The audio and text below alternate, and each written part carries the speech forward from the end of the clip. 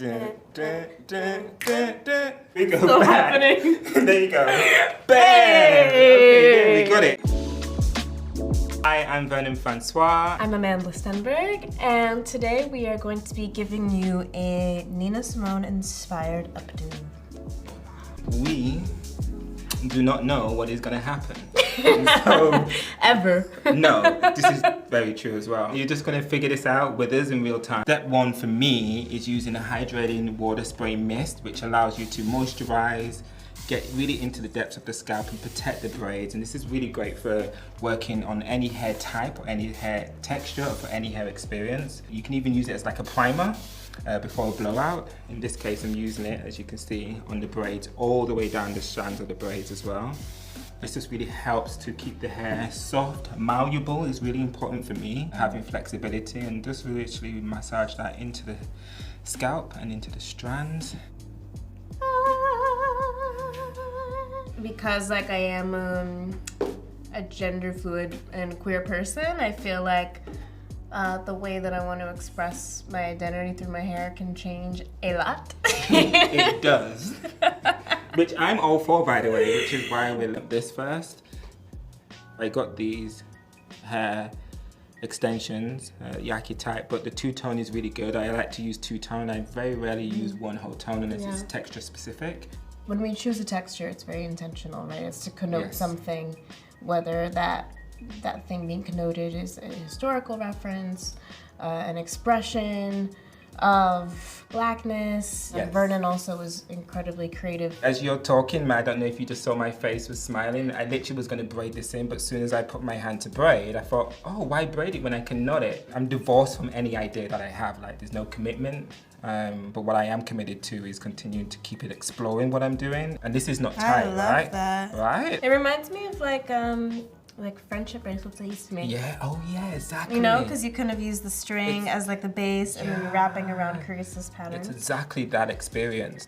The way that I'm lifting is from the point of the ear all the way up.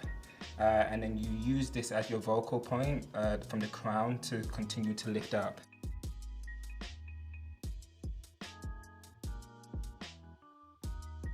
I don't know if you want to turn it around so I can show in the back side. The structure can always come from where you pull the braids from. So for example, as I want this to stick up all in the middle versus just pulling them all up to sit in the middle, you can see now I've cross-stitched over this particular point here. So you can see there's a cross-section happening here. Not only does that look aesthetically beautiful, but it creates a base that is indestructible. Pulling it through, almost just using the curl of my thumb, so like so. Ooh. You see that? And that's how I keep it really neat. What the hell? I don't know if you That caught was magic.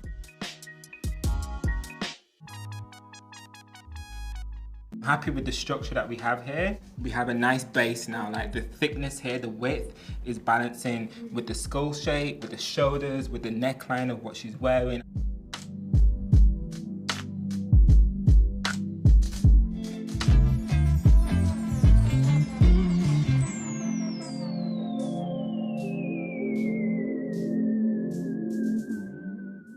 It would be really difficult for me to pick my favorite hairstyle. Classic, but powerful. I love bringing, braid styles, like, very unapologetic black braid structures to those spaces.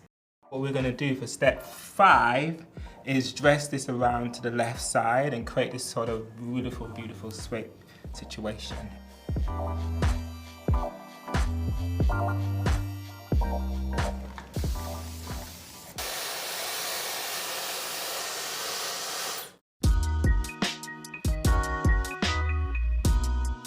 Maybe for the last couple of years, this slicking and laying down edges has become a cultural phenomenon. Through a lot of my work, most often the hairline is intentionally politely groomed. It's not laid, for example. What I'm using is a hydrating water that's just full of amino acids, it's just fatty acids, it's just pure water, just misting it onto the hair, working my fingers through and going back in again. And I can use this actually on the hairstyle itself, because the design of this, it's not going to wet the hair, it's going to hydrate it and mist it, so the scalp is exposed and the hair can continue to be moisturized without wetting it. I always go in with a comb and a brush, but my fingers are the best way just to work this product to get the curl and to get it popping how I like it. This is one of the oldest tools in my kit, which was a gift to me. I just like to use this just to softly glide the hair. It's really important you register the direction of how the hair is falling rather than trying to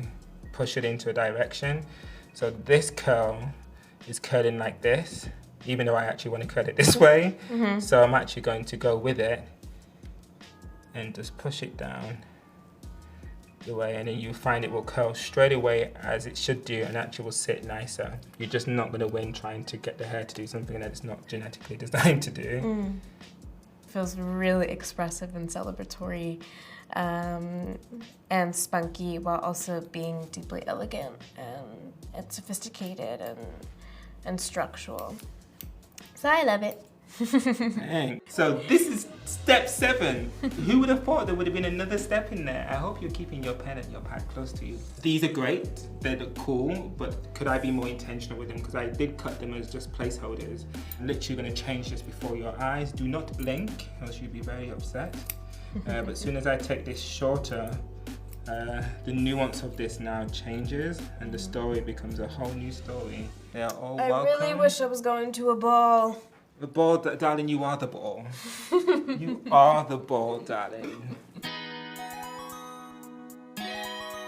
The height, the shape, the royal element of it. Right. But then talking about the actual cultural reference and the significance of the hair and what it means, what the shape means, then we started thinking about Nina. This is called champagne. Hey, darling.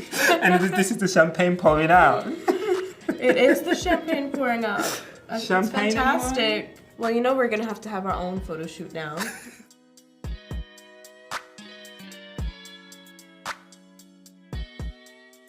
Well, thank you, Vogue, for giving us the opportunity to create champagne, darling. Thank you, Vogue. We love you, we appreciate you.